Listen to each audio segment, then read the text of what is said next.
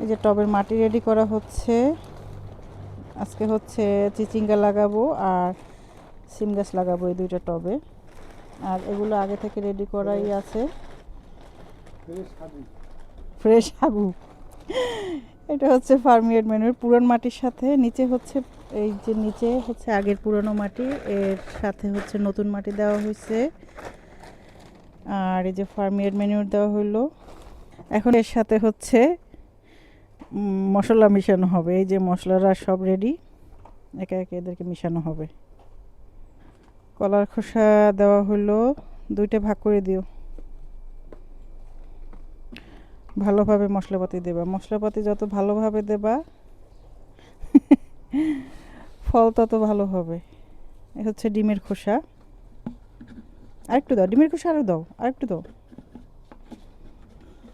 ক্যালসিয়ামের দরকার আছে ওদের, বুঝতে পারছো? এটা হচ্ছে ফিশ ব্লাড বোন। যারা একদম নতুন বাগানে আছেন, নতুন বাগান করেন, তারা এভাবে মাটি প্রস্তুত করতে পারেন। আমি কোনো বিশেষজ্ঞ না, আমি প্রতি বছর যেভাবে করি ভালো ফল পাই ওইটাই হচ্ছে শেয়ার করি। এটা হচ্ছে ইপসন সল্ট।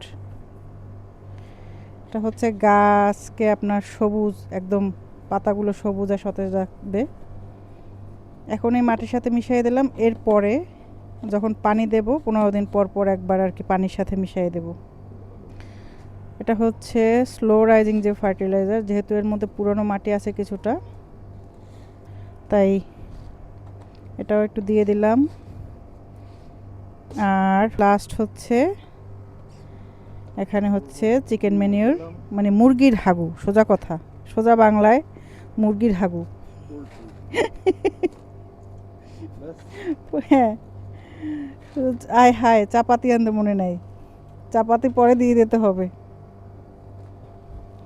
শোনো, চা, আদা, রসুন, হলুদ, মরিচ যা যা আছে এখন দাও ঘোটা, দাও ঘোটা, ঘোটা, ঘোটা, ভালোভাবে ঘোটা দাও।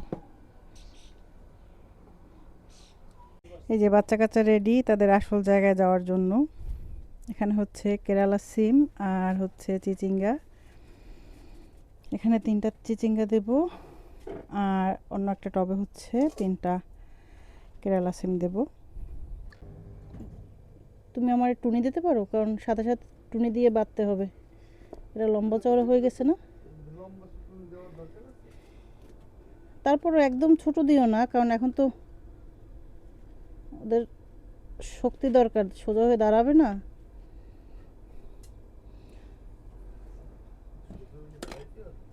সোজা হয়ে দাঁড়াইতে হবে না।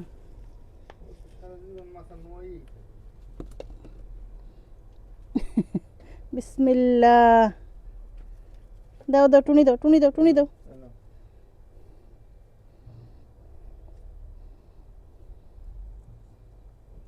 এই যে তাদের স্থায়ী ঠিকানা, তারা সবাই চলে আসছে আজকে থেকে, এখানেই থাকবে তারা। সবাই কিন্তু মিলেমিশে থাকবা, যে আগামী কয়েকদিন পরে ইনশাল্লাহ যে কাভারটা খুলে ফেলবো, এরপরে হচ্ছে ফাইনাল সেটিং হবে।